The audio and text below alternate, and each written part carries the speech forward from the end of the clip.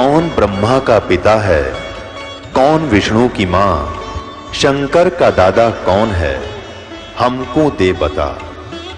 ये जानने के लिए कृपया सुनिए। जगत गुरु तत्वदर्शी संत रामपाल जी महाराज के अमृत वचन सर्व पवित्र धर्मों के पवित्र शास्त्रों के आधार पर।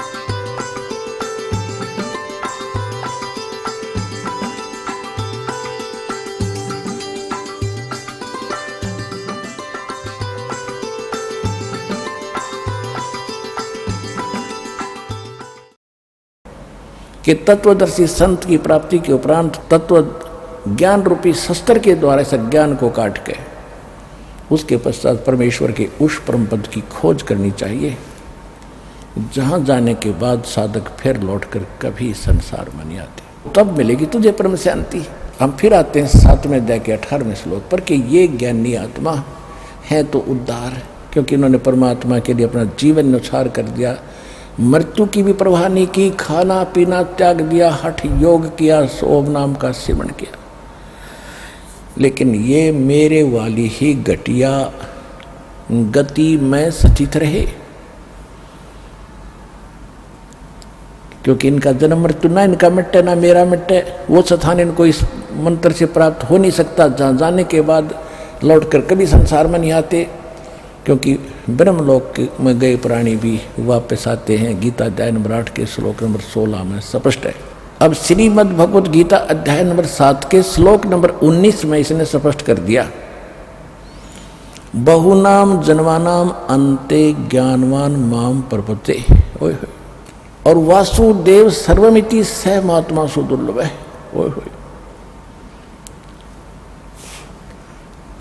इसका कितना देखो, अगर ये इतने सिंपल होते ये ग्रंथ तो इस दास से पहले पता नहीं कितने ऋषि झक मार कर चले गए, इनका कैखा का पता नहीं, वेदों का पता नहीं। कबीर भगवान ने अपनी सृष्टि की जानकारी स्वयं बताई, सच्चा सत्संग सच्चा ज्ञान तत्व ज्ञान खुद बताया, उसके बाद इस दास को भेजा इसको सुलझाने के लिए।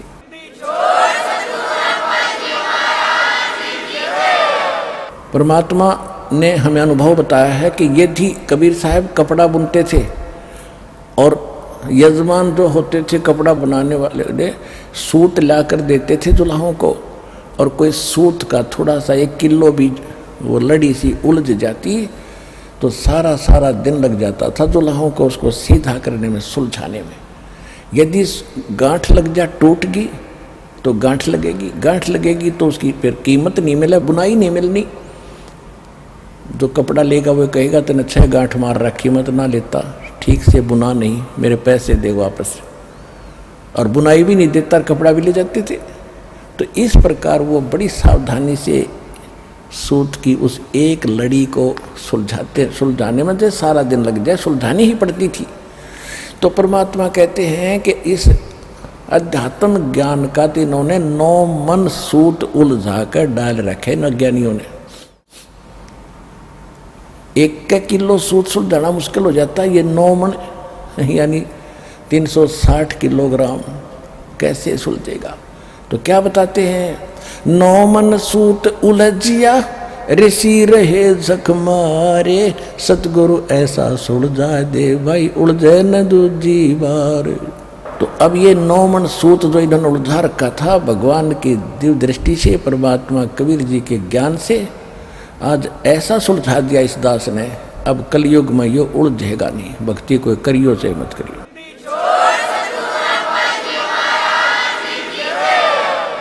तो इसमें क्या बताया है कि अब प्रसंग चल रहा है कि पहले इसने बता दिया ब्रह्मा विष्णु महेश तीनों गुणों के पुजारी कैसे हैं, और मेरी भक्ति करते हुए भी उससे प्राप्त होने वाली गति भी अनुत्तम घटिया है। और यहाँ पर कितनी मूर्खता कर रखी है, चतुरता कर रखी है अनुवादकों ने। 7वें अध्याय के 18वें श्लोक में अनुत्तम का अर्थ कर दिया कि मेरी सर्वोत्तम गति में, सबसे अच्छी गति में स्थित है। अरे बुद्धि भ्रष्टो, एक बैड वर्ड है अंग्रेजी में बैड, और एक गुड। और जहाँ पर बैड लिखा हो और उसका अर्थ कोई गुड करता है, अच्छा करता है, तो उसको कितनी परीक्षा में नंबर मिलेंगे? 0। और हमारे ये नकली धर्मगुरु क्या ले रहे थे? 100% उस झूठे अनुवाद से।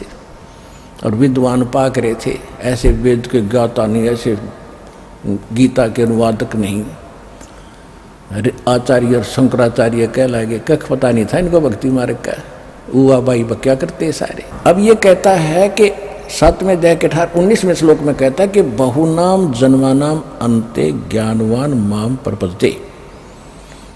इसने बता दिया कि जो ब्रह्मा विष्णु महेश की पूजा करते हैं वो कैसे हैं, मेरी पूजा करते हैं वो भी कोई अंत, बहुत ही कोई एकाध भगवान आत्मा, ज्ञानी आत्मा, ज्ञानवान, किसी अंत के जन्म में मेरी ब्रह्म तक की साधना करता है। नहीं तो आन उपासना में आप देख रहे हो हिंदुस्तान में क्या उपासनाएं हो रही है। और वासुदेव सर्वमिति सहमात्मा सुदुर्लभ है, ये बताने वाला कि वासुदेव का अर्थ ये श्री कृष्ण नहीं है। वासुदेव तो श्री कृष्ण जी के पिता का नाम था। और वेदों में वासुदेव का अर्थ है जो सबका मालिक हो, जिसकी सत्ता कण कण पर विद्यमान हो, सबके ऊपर जिसकी सत्ता हो, सबका overall controller, known as Vasudev, उसको वासुदेव कहते हैं। अब जैसे रजगुण ब्रह्मा, सतगुण विष्णु, तमगुण शिव जी, ये एक एक विभाग के मंत्री हैं।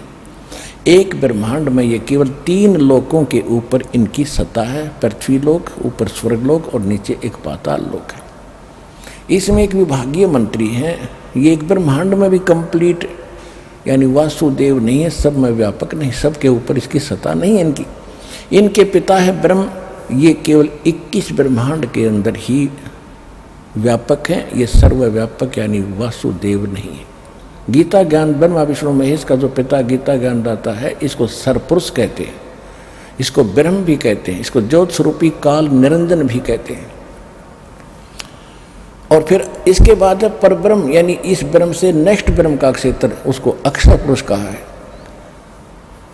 वो केवल 7 संग ब्रह्मांड के अंदर मालिक है, वो कुल का मालिक, सर्वव्यापक नहीं है, सबके ऊपर उसकी सत्ता नहीं है।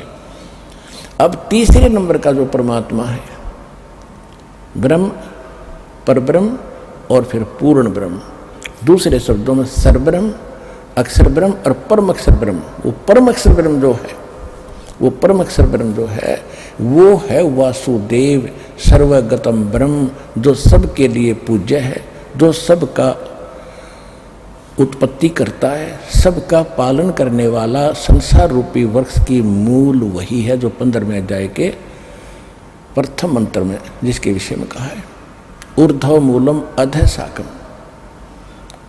अश्वत्थम प्राहु अवम छंदासी यस्य प्रणानी ये तम वेद से वेदवित।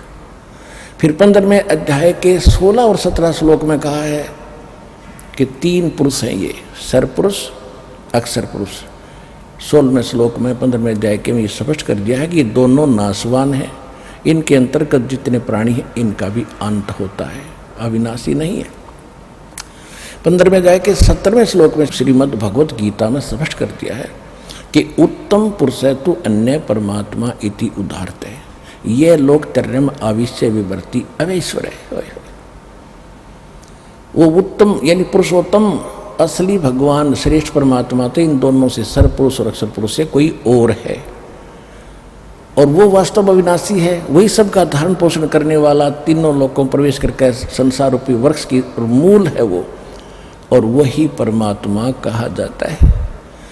पुण्यात्माओं, 15वें अध्याय के 18वें श्लोक में भ्रम पैदा हो जाता है, और एक कोई सदानंद का किसका वो चिल्ला यूट्यूब पर डाल रखी है उसने एक बकवास कि रामपाल 15वें अध्याय के 18वें श्लोक के बारे में क्यों नहीं बोलता, उसमें खुद कहता है गीता ज्ञानदाता मैं पुरुषोत्तम हूँ।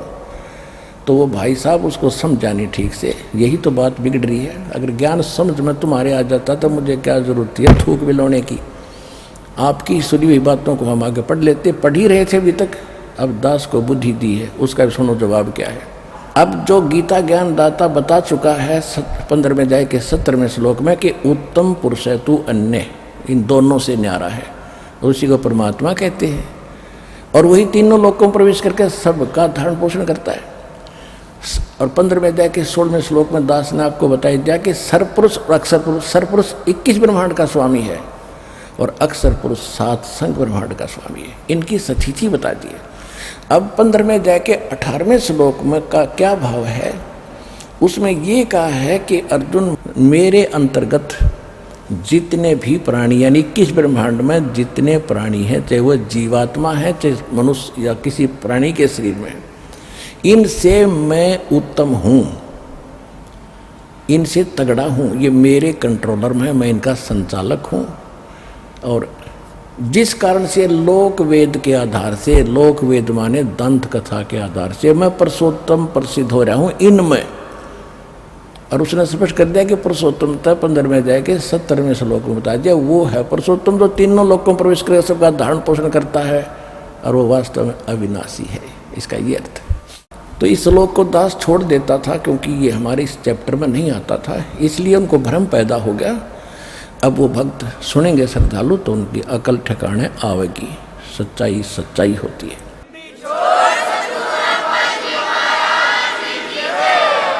अब हम फिर आते हैं प्रसंग पे 7वें अध्याय के 19वें श्लोक में कि वासुदेव सर्वमिति स महात्मा सुदुर्लभ है।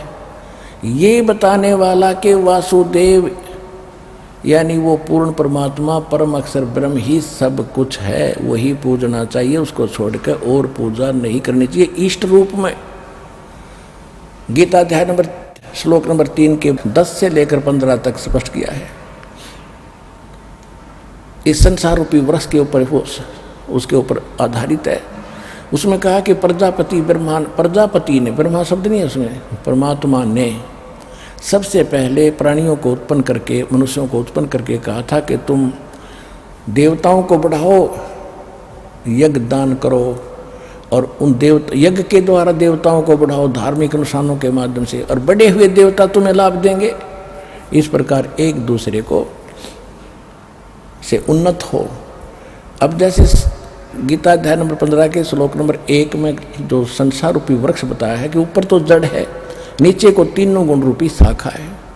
अब हम कोई पौधा लाएंगे कहीं से आम का या बीज बोएंगे तो हम जड़ उसको उगेगा तो जड़ बनेगी। जैसे हम पौधा लिया नर्सरी से आम का तो गमले में लगाया या नीचे गड्ढे खोद कर लगाया तो सिंचाई करेंगे जड़ की, और फिर ऊपर वो टहनी मूल की पूजा की और टहनियाँ बड़ी हुई, पेड़ बन गया, उन टहनियों के फल लगे।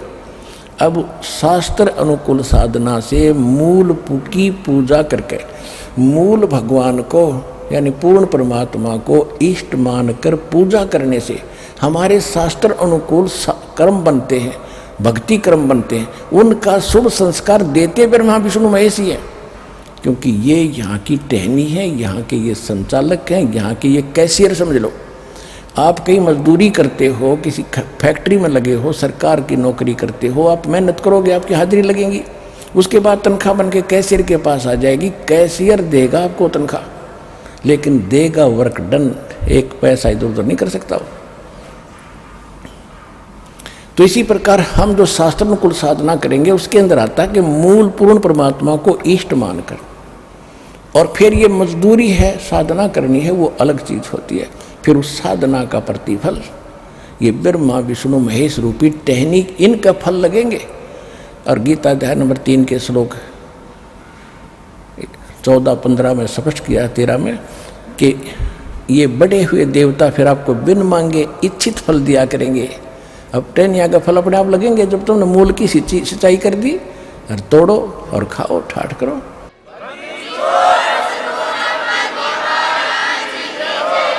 तो ब्रह्मा विष्णु महेश हमारे अध्यात्म मार्ग में इस भक्ति रूपी पौधे के अंग हैं, टहनियाँ हैं, इनको छोड़ नहीं सकते। कई सत्संग पूरा सुनते नहीं और ये सोच लेते हैं कि रामपाल तो ब्रह्मा विष्णु महेश की भक्ति छुड़वाता है, इनकी पूजा नहीं करने देता। देखो, पूजा कोई अन्य वस्तु होती है और साधना कोई और वस्तु होती है। हमारा पूज्य होता है जिस वस्तु को हमने प्राप्त करना है। हमारा पूज्य है सतलोक और सतपुरुष। वो कैसे मिले, वो साधना जो हम करेंगे वो पूजा में नहीं आती। जैसे हमने जल प्राप्त करना है पृथ्वी से, और पृथ्वी हमारा पूज्य है, हमारा प्राप्य वो है, प्राप्त करने योग्य वस्तु जल है। उसके पाने के लिए जो भी इंस्ट्रूमेंट हम प्रयोग करेंगे, उपकरण, और जो मजदूरी करेंगे वो हमारी साधना है, वो पूजा नहीं है। लेकिन उस साधना के बिना पूज्य वस्तु मिल नहीं सकती। तो ब्रह्मा विष्णु महेश के जो प्रथम मंत्र आपको दिए गए हैं, ये समझ लो अपने साधना है या पूजा नहीं है। क्योंकि हमने सतलोक जाना है, वो स्थान पाना है, वो परम गति पानी है, जहाँ जाने के बाद साधक फिर लौट कर कभी संसार नहीं आते, वो सदा सुखी होती है, परम शांति प्राप्त होती है।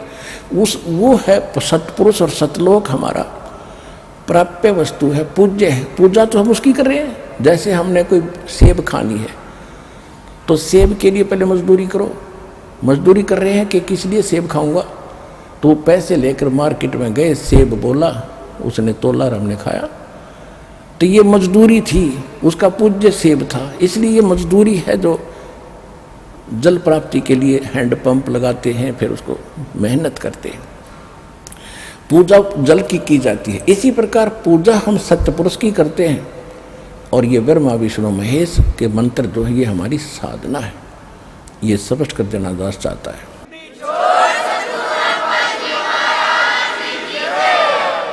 अब हम फिर आते हैं कि बहुनाम जन्मानाम अन्ते ज्ञानवान माम प्रपद्ये, और वासुदेव सर्वमिति स महात्मा सुदुर्लभ है कि अर्जुन ये बताने वाला कि वासुदेव ही परम अक्षर ब्रह्म ही सब कुछ है, वह महात्मा तो तुझे बड़ी मुश्किल से प्राप्त होगा। अब सूक्ष्म वेद में क्या बताया है, एक समय एक पंजाब में लुधियाना के पास एक वासियर गांव है, वासियर पिंड।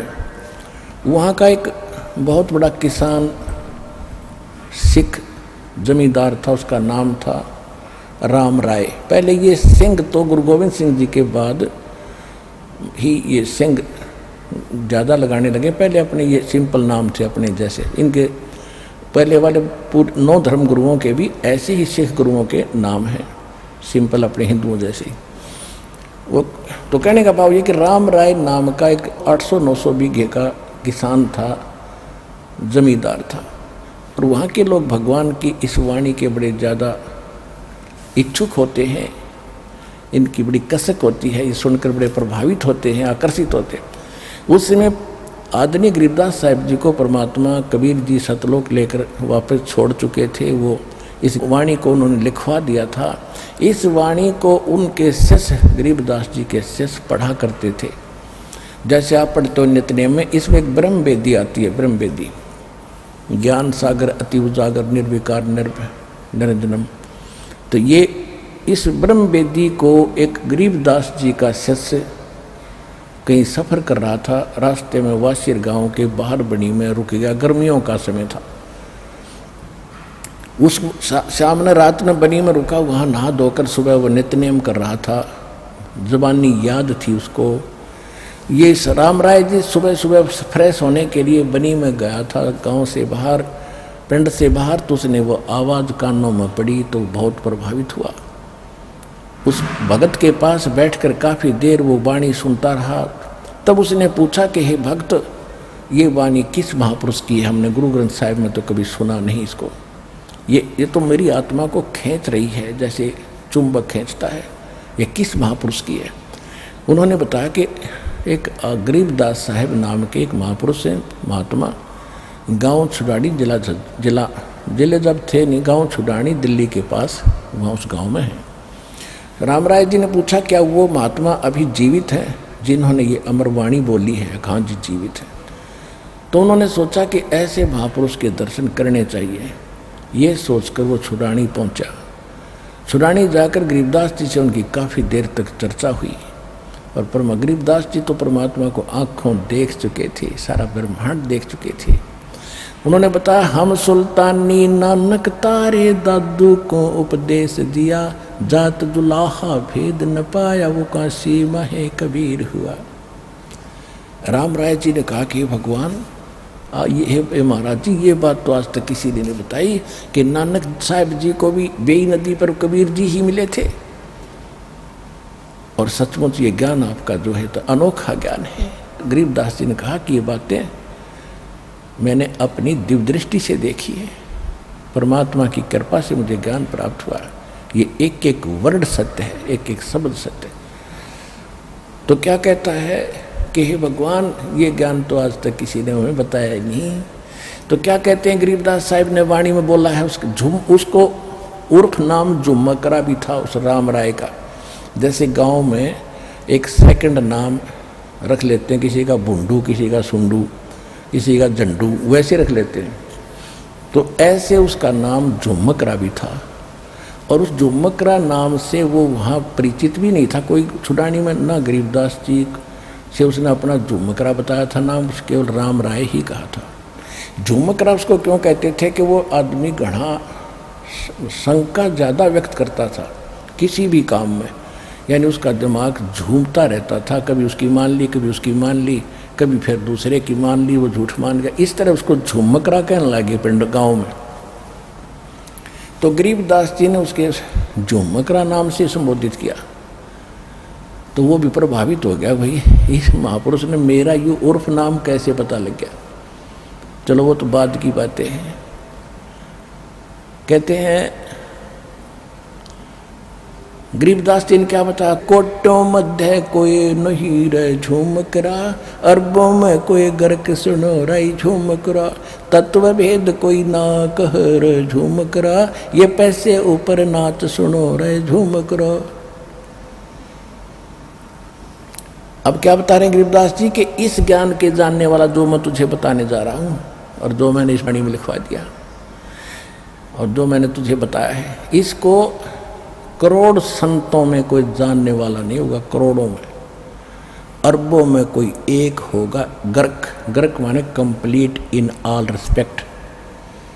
क्योंकि गरीबदास जी हरियाणा के जाट थे, धनखड़ गोत्र था।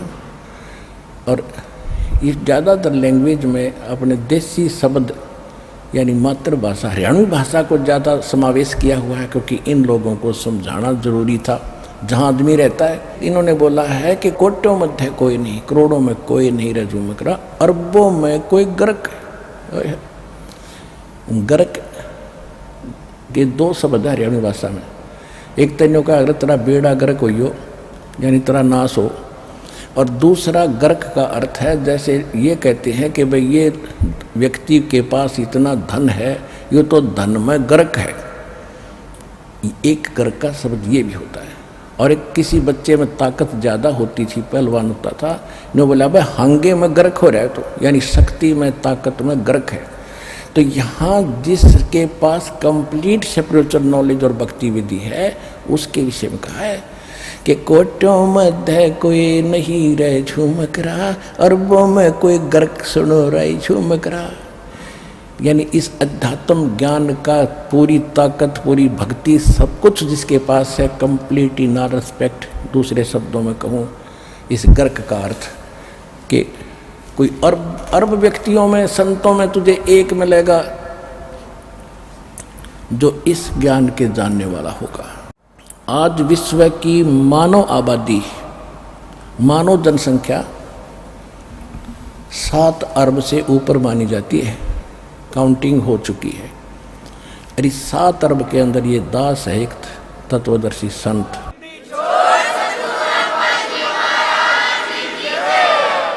फिर क्या बताया है कि तत्व भेद कोई ना कह रे झुमकरा, ये पैसे ऊपर नाच सुनो रही झुमकरा।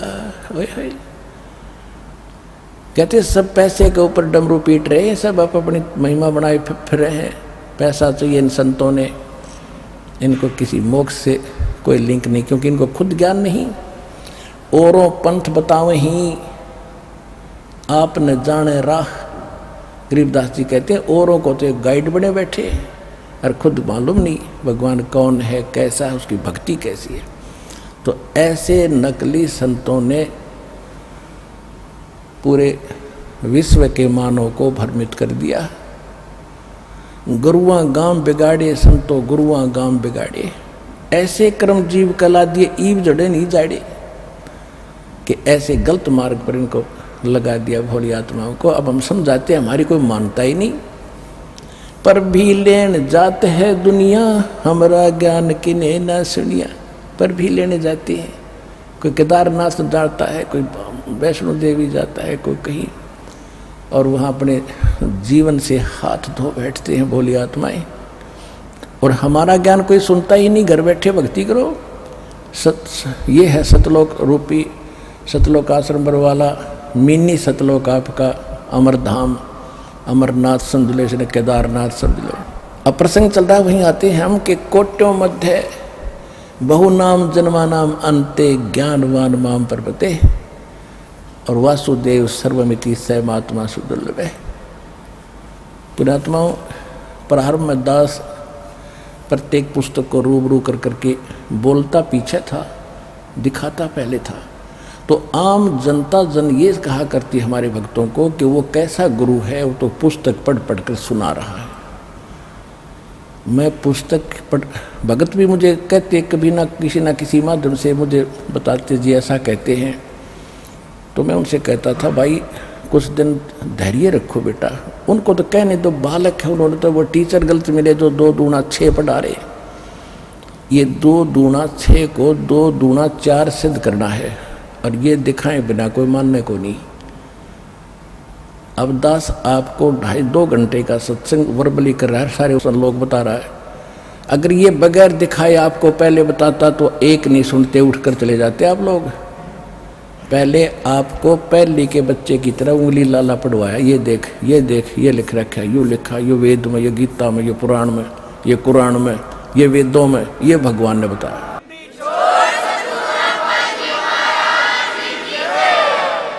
अरे बाप सुनने लायक हो गए तो दास आपको ऐसे अनमोल वचन और सुनाया करेगा जो आज तक अभी कम उस कोर्स में नहीं आए हैं, जो परमात्मा की वाणी समझाया करेगा।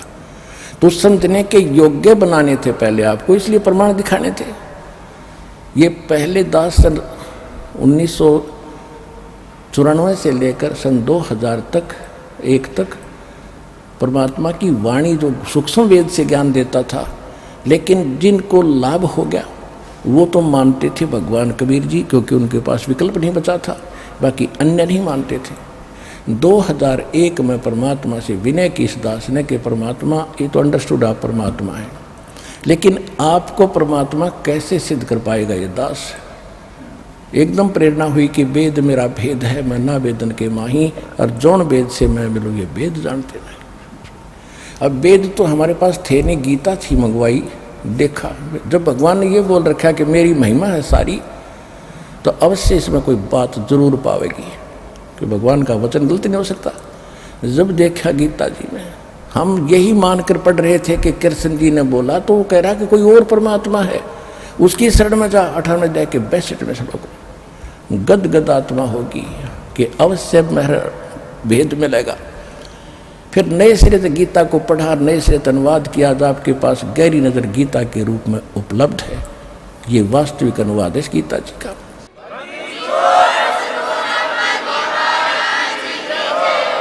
और गीता ज्ञानदाता खुद कहता है मेरा मैं नाशवान हूँ, मेरी जन्म मृत्यु होती है। ओए होए। फिर देखा वेदों को, वेद संस्कृत में अनुवाद करनिया मैं ऋषि दयानंद, जिसने भट्ठा बैठा रखा, अनुवाद गलत कर रखे, जैसे इन गीता ने कर रखे थे, उत्तम का अनुत्तम का अति उत्तम लिख रखा। फिर भी परमात्मा ने जो बुद्धि दी थी दास को, उनके अनुवाद देखे, फिर उनसे हटकर अनुवाद यथार्थ किया, और फिर उससे ये भेद सामने आया कि कबीर इज गॉड। वेद बताते कबीर इज गॉड, वेद बताते परमात्मा साकार है।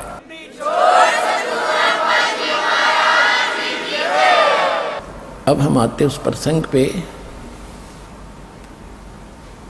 अब गीता ज्ञान दाता कहता है कि जब तत्वदर्शी संत तुझे मिल जाएगा और वही बताएगा कि कौन है वो परमात्मा और कैसा है वो भगवान, वो तत्वदर्शी संत गॉड गिवन स्पिरिचुअल नॉलेज से का जानकार है, नॉन है। तो यहाँ गीता अध्याय नंबर 20, 21, 22 और 23 में क्या लिखा है?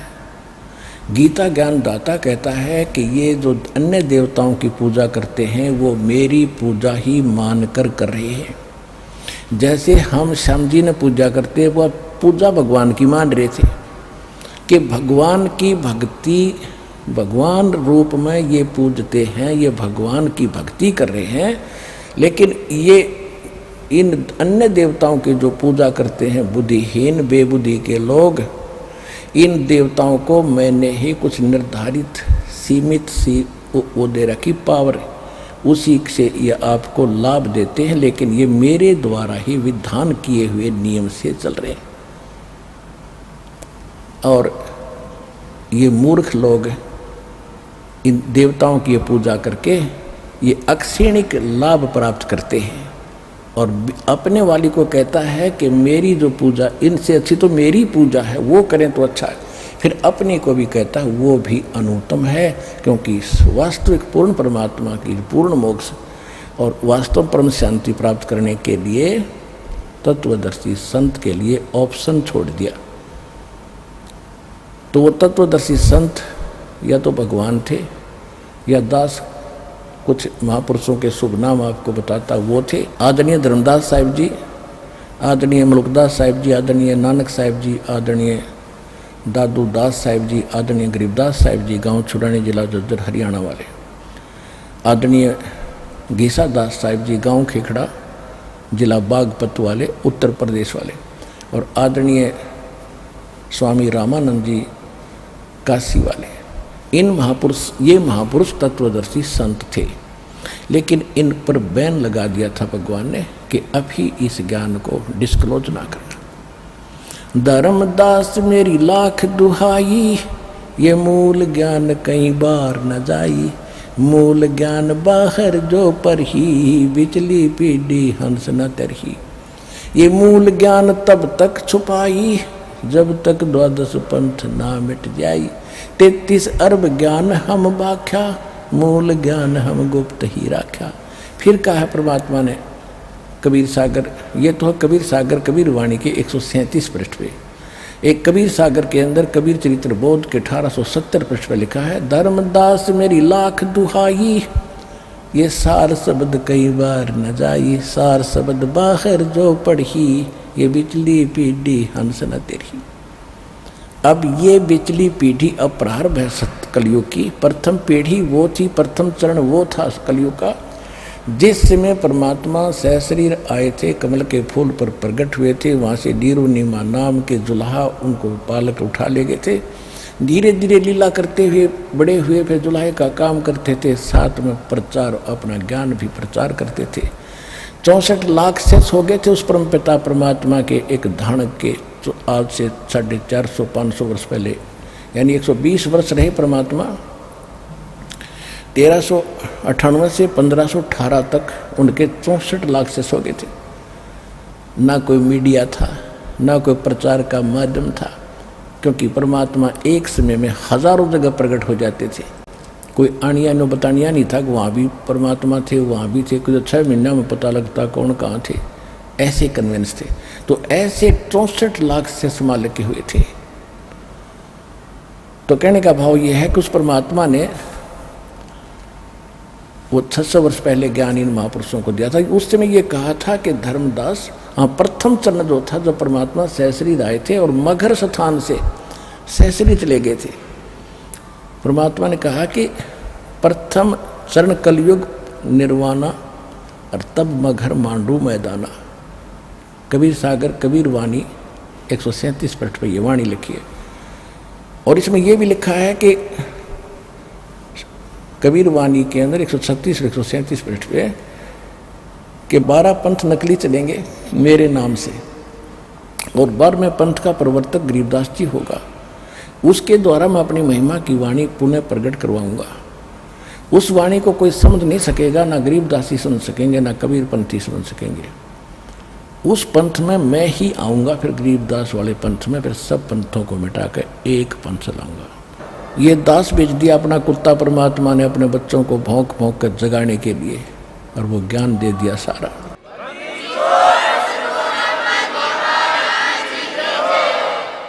तो ये प्रथम चरण वो था कलयुग का। और फिर बिचली पीढ़ी बता दी कि एक बार काल का और परमात्मा का संवाद हुआ था। काल ने कहा था आप कहाँ जा रहे हो। पहले तो बकवास करी थी, तो भगवान के सामने इसकी पार नहीं बसाई, तो इसने फिर फरियाद करी थी कि परमात्मा कहाँ जा रहे हो, कि मैं नीचे जाऊँगा और तेरी पोल खोलूँगा, सब्जियों को बताऊँगा तू भगवान नहीं है, तू काल है, तू कपटी है, यहाँ छुपा बैठा है, तेरा किसी को मालूम नहीं, तेरा भेद बताऊँगा,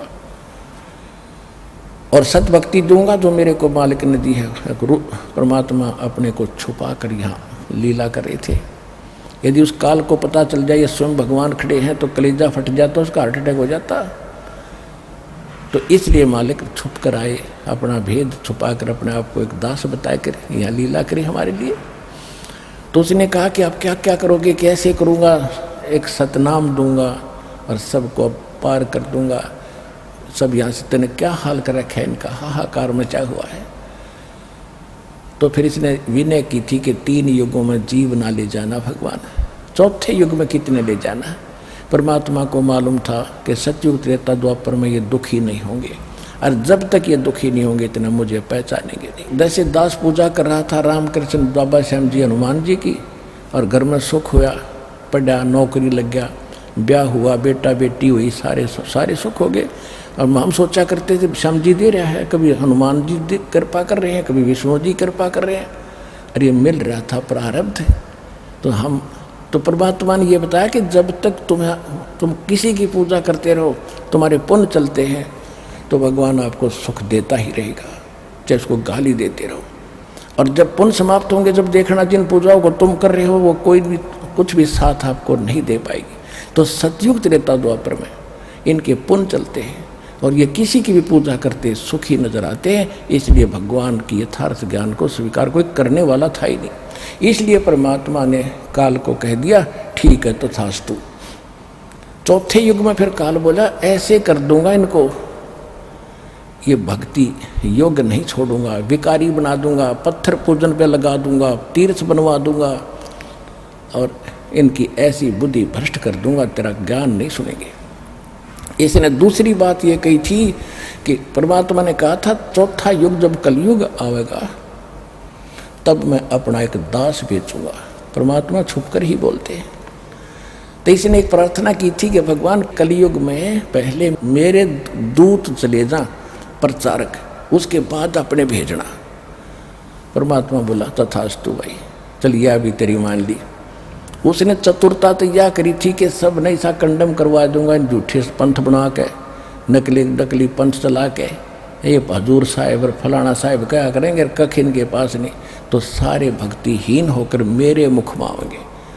परमात्मा को मालूम था कि पहले अगर इसके दूत नहीं जाएंगे तो फिर हम बिनता कैसे बताएंगे। परमात्मा बोले तथास्तु। अब आप देख रहे हो आज तक के जितने ऋषियों ने जो अनुभव बताया वो पुराणों में विद्यमान है। आज तक के जितने पंथ चल रहे हैं, आचार्य शंकराचार्य, इनका ज्ञान आपके पास है। ये राम और कृष्ण तीनों देवताओं, ब्रह्मा विष्णु महेश की पूजा बताते हैं, इनको फाइनल मानते हैं। और ये जितने निरंकारी पंथ या और जैसे हिंदू धर्म में चल रहे हैं ये, और या राधा स्वामी पंथ, इससे निकली हुई सच्चा सौदा सरसा वाले पंथ, ये क्या ज्ञान बता रहे हैं, ये सतलोक की महिमा गाते हैं। तो मालिक को मालूम था कि मेरा दास बाद में जाएगा, और ये अपना अनुभव बनू कर इनकी पुस्तकें छप चुकी होंगी, फाइनल हो चुका होगा। फिर वो बोल नहीं सकते कि हम ये ज्ञान नहीं देते, हम ये नाम नहीं देते। मेरा दास जाएगा, इनकी पोल खोलेगा, ऐसा इंस्ट्रूमेंट दूंगा उस दास को बना करके।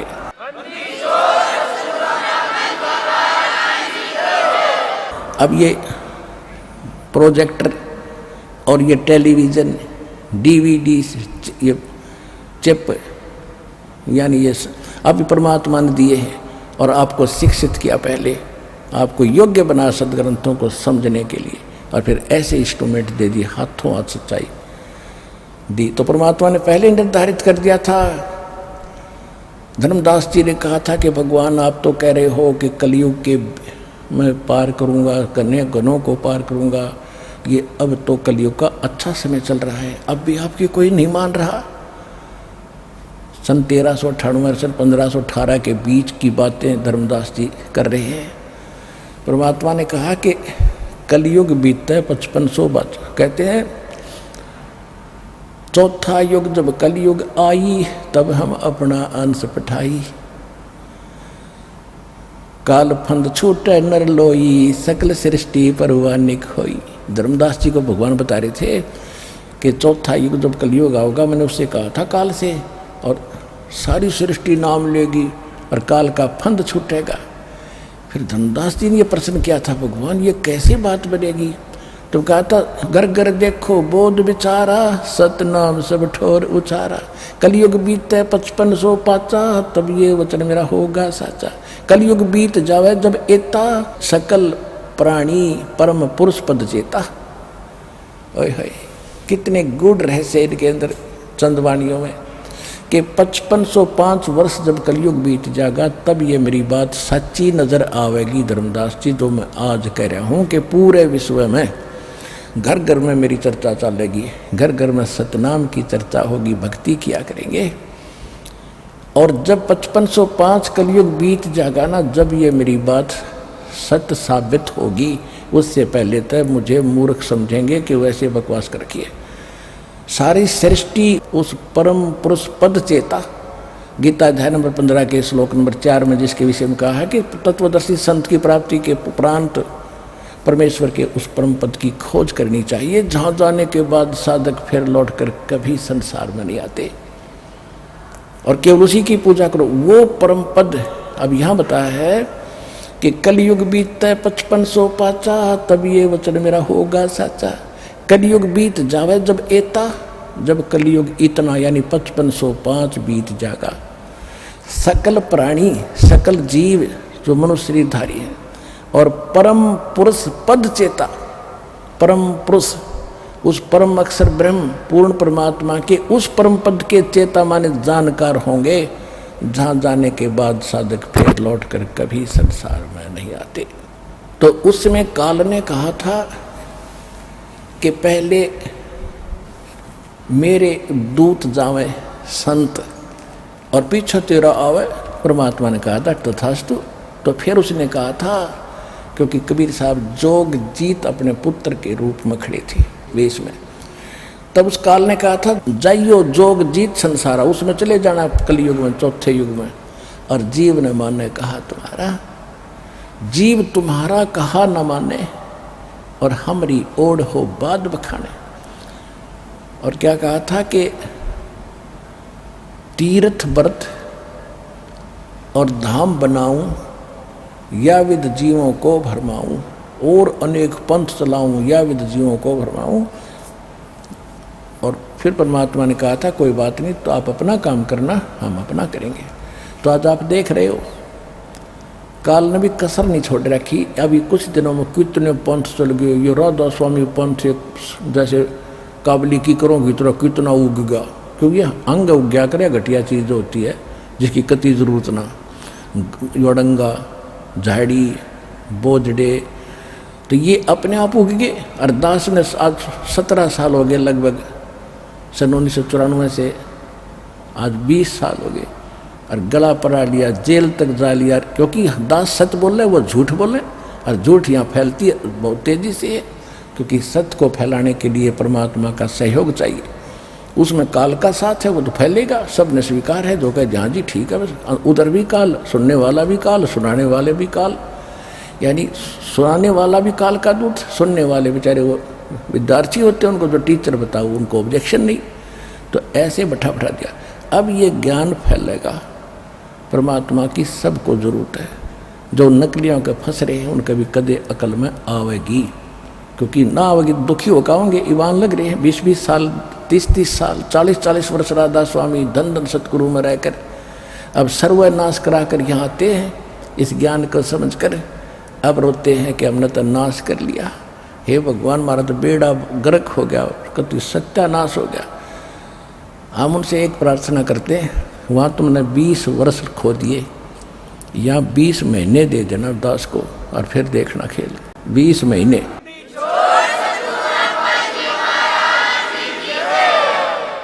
अब जो प्रसंग चल रहा था आज का,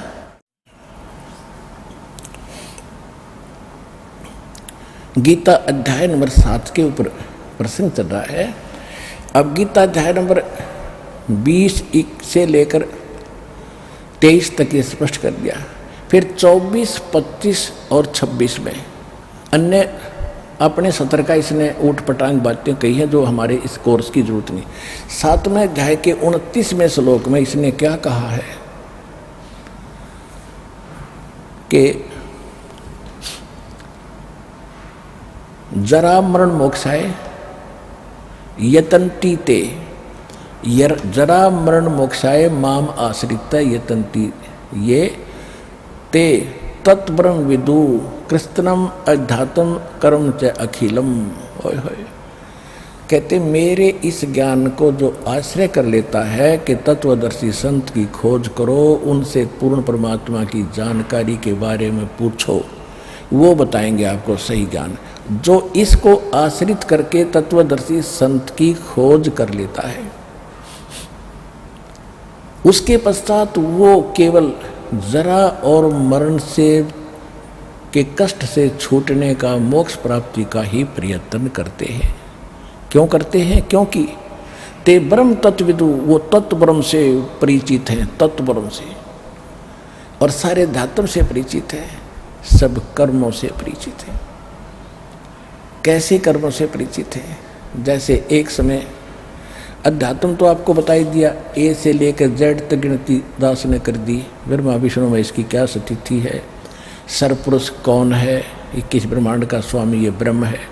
अक्षर पुरुष ये 7 संग ब्रह्मांड का स्वामी है, ये दोनों नाशवान, इनके अंतर्गत जितने प्राणी हैं वो भी जन्म मृत्यु के अंतर है, और ये खुद भी नाशवान जन्म मृत्यु है। तो कर्म अध्यात्म और फिर पूर्ण परमात्मा कोई और है। तो ये तो अध्यात्म ज्ञान बता दिया आपको। मोक्ष अगर आपने पूर्ण मोक्ष चाहिए तो वो नाम भी भिन्न है, वो साधना अलग है। फिर कर्म कैसे हैं? मन तू पावेगा अपना किया रे, भोगेगा अपना किया रे, मन तू पावेगा अपना किया रे, भोगेगा अपना किया रे। जैसे कर्म करोगे वो भोगने पड़ेंगे। अब कर्म ही क्यों ना सुधारे हम पहले, हम कर्म अच्छे करें। जैसे भक्ति कर्म कर रहे हैं वो भी गलत, शास्त्र विदिता कर्म अनुमानाचरण कर रहे हैं, उनका कोई लाभ होना नहीं। और बाकी हम कर्म ठीक कर ही नहीं रहे, क्योंकि हम किसी को लूटते हैं, रिश्वत लेते हैं, मिलावट करते हैं, अटपट करते हैं। ये हमने देना पड़ेगा, ये हमने भोगना पड़ेगा। जैसे एक समय एक गुरु शिष्य चले जा रहे थे, रास्ते में एक मछलियाँ पकड़ने वाला शिकारी मछली पकड़ रहा था और मछलियों को जाल भर भर के बाहर डाल रहा था, वो तड़प तड़प कर मर रही थी। तब गुरु जी से शिष्य ने पूछा कि हे गुरुदेव, इस अपराधी प्राणी को क्या सजा मिलेगी, कैसे पाप कर रहा है, कैसे जीव मर रहे हैं इसके सामने, इसको जरा रहम नहीं। गुरु जी ने कहा बेटा इसका उत्तर मैं फिर दूंगा। 5, 7, 10 वर्ष के बाद फिर गुरु शिष्य दोनों चले जा रहे थे। आगे एक हाथी का छोटा सा बच्चा उछल कूद मचा के कूद रहा था, वो वृक्षों के बीच में फंस गया, 2 वृक्षों के बीच में, और ऐसे ऐसे झटके झुटके मार कर वो निकलता गया, लेकिन खाल छुल गई उसकी। वर्षा के दिन थे, उसमें कीड़े पड़ गए, और कीड़े पड़ा, वो पड़ा पड़ा चिल्ला रहा था। अनगिन कीड़े मोटे मोटे उसके शरीर को खा रहे थे, उसके प्राण नहीं निकल रहे थे। अब दोनों गुरु शिष्य वहाँ से निकले, तब उस चेले की दृष्टि पड़ी कि ये क्यों चिल्ला रहा है हाथी का बच्चा। देखा उसमें कीड़े पड़े हुए। तब उसने पूछा, गुरुदेव इस प्राणी ने कौन से जन्म में ऐसा कौन सा कर्म किया था जिसको इतना दंड भोग रहा है, कीड़े खा रहे हैं। तब उसने कहा कि सुन बेटा, उस दिन जो मछियारा था ना, वो मछलियाँ पकड़ रहा था और वो मछलियाँ को बाहर डाल रहा था, तड़प तड़प के मर रही थी।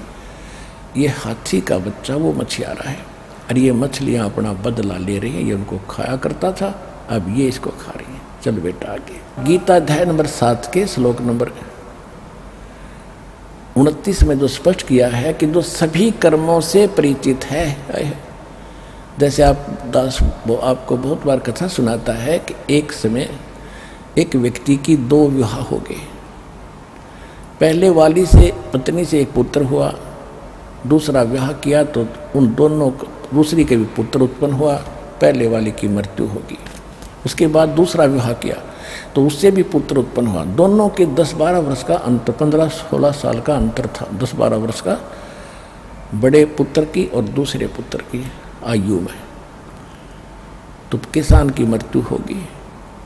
बड़े का विवाह हो चुका था, छोटा भी 10-12 वर्ष का था। छोटे वाला किसी कारण से रोगी हो गया, संपत्ति का बराबर का अधिकारी था। कुछ दिन ट्रीटमेंट भी करवाया, फिर उन्होंने दोनों ने पति पत्नी ने क्या लालच छाया कि क्यों ना इसको विष दिला दें और सारी संपत्ति अपनी हो जाएगी। यही लास्ट में निष्कर्ष निकला।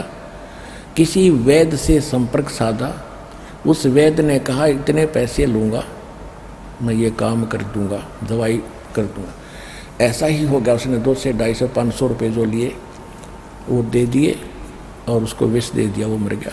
सभी को ये था कि बीमार है, भाई मर गया, बात खत्म हुई। कुछ दिनों के बाद उनको एक पुत्र प्राप्त हुआ, इकलौता पुत्र, सारी संपत्ति भाई वाली भी अपने पास, और दिल खोल कर उसको खूब खिलाया पिलाया, ठाठ से पाला पोसा।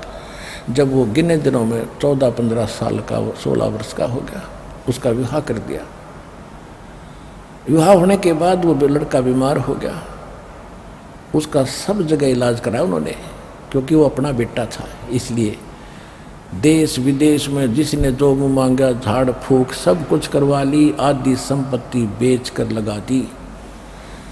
लड़का खाट पकड़ गया, कोई रिकवरी नहीं हो रही थी, स्वास्थ्य में सुधार नहीं। एक दिन उसका पिता उसके पास बैठा था, मत्था पकड़े, क्या होगा भगवान, इकलौता पुत्र, ये जीवेगा नहीं।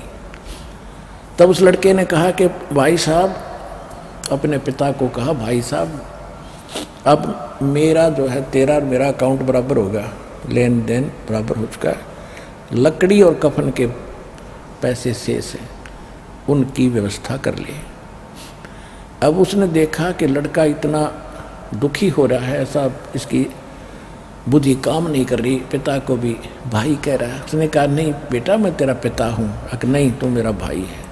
कि नहीं आपको बेटा पहचान में नहीं आया, देख मैं तेरा बाप हूँ। नहीं तो मेरा वो भाई है जिसने मुझे जहर देकर मारा था, याद है तेरा वो कहानी। आज मैंने अपनी पाई प्राप्त कर ली है, तैने जो मेरी संपत्ति हड़प करी थी वो मैंने खर्च करवा ली है, और अब तेरा मेरा हिसाब बराबर हो गया।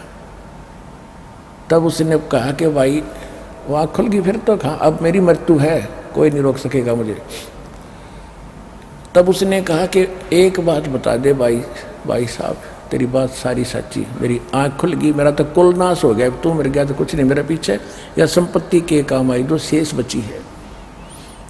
पर एक बात बता, मैंने जैसा जुल्म किया था वो तो मेरे को मिल गया, ठीक है, मैंने तो अपना कर्म किया, पा लिया। लेकिन ये लड़की जो कन्या तेरे ब्याही आई है, तेरी पत्नी है, इसने के पाप कर दिया, अब ये जिंदी जलाई जाएगी। क्योंकि उस समय सती प्रथा जोरों पर थी, मरने वाले की पत्नी साथ फूकी जाती थी उसी चिता में। तब उसने बताया कि वो वैद्य कहाँ है, डॉक्टर जिसने मुझे विष दिया था, कि तेरी मृत्यु के 4 वर्ष बाद उसकी मृत्यु हो गई थी हार्ट अटैक से। उसने कहा, लड़के ने कहा कि ये वही दुष्ट आत्मा है जो आज मेरी पत्नी रूप में आई हुई है, अब यह जिंदी फूकी जाएगी, इसको यही सजा पर्याप्त है। मन तू पावेगा अपना किया रे, भोगे गयो पुणो किया हरे, हे मन तू पावे गया अपना किया रे, भोगे गया अपना किया हरे।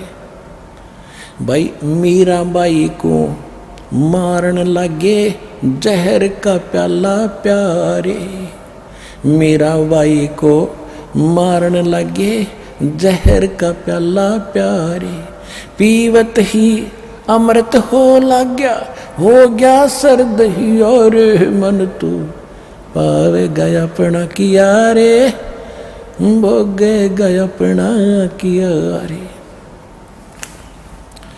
भाई 33 करोड़ यज्ञ में आए वो 88 सारे, 33 करोड़ यज्ञ में आए 88 सारे, 12 कोट वेद के वक्ता वहाँ सुपच का शंख बजा रे, मन तू पावे गया अपना किया रे, भोगे गया अपना किया रे। अब क्या बताया है सुख संवेद में गरीबदास जी की वाणी में, ये कर्म आपको बता दिए, ऐसे करोगे तो ये फल मिलेगा। यदि भक्ति करोगे जैसे मीराबाई को मारन लगे और विष का प्याला प्यारे, और पीवत ही अमृत बन गया वो भक्ति के कारण, और हो गया ठंडक ही यारे। या तो विष ने मार डालना था और उस बाई ने जब पिया तो ठंडा हृदय हो गया, जैसे ठंडा शीतल जल अमृत पी लिया हो, विष ने असर नहीं किया। कि तुम भी ऐसी भक्ति करो, ऐसे कर्म करो, मालिक तुम्हारा साथ दे, विशेष आपत्ति में आपके साथ रहे और भी सुख दे। फिर क्या बताया है भाई, 33 करोड़ यज्ञ में आए 88 सारे, 12 कोट वेद के वक्ता वहाँ सुपच का शंख बजा रे, मन तू पावे गया अपना किया रे, भोगे गया अपना किया रे। जब पांडवों ने एक अश्वमेघ यज्ञ की थी श्री कृष्ण जी के निर्देशानुसार, और उसमें एक शर्त रखती थी कि यज्ञ की संपूर्ण होने की एक पहचान होगी, एक शंख रख दिया 5 मुख का, और अलग से सुसज्जित स्टेज बना के रख दिया कि जब कोई पहुंचे हुए महापुरुष भक्त, सत्य भक्ति करने वाले सतगुरु के भक्त, सत साधक यहाँ भोजन कर लेंगे तो ये शंख अपने आप बजेगा। शंख बज गया तो समझो तुम्हारी यज्ञ संपूर्ण, और जिस उद्देश्य से ये यज्ञ की जा रही है वो दुख दूर होंगे। कौन से? युद्ध में जो पाप करे थे और युधिष्ठिर को बुरे सपने आए थे, उसका समाधान बताया था श्री कृष्ण जी ने। तो उसके उपलक्ष्य में उन्होंने सारे पूरे विश्व के साधु संत महात्मा और 33 करोड़ देवता और 88,000 ऋषि, 12 करोड़ ब्राह्मण जिनको वेद कंठस्थ याद थे, 12 कोट वेद के वक्ता उस यज्ञ में आए। 56 करोड़ यादव वहाँ पर थे। श्री कृष्ण जी सब ने भोजन खा लिया, शंख नहीं बजा।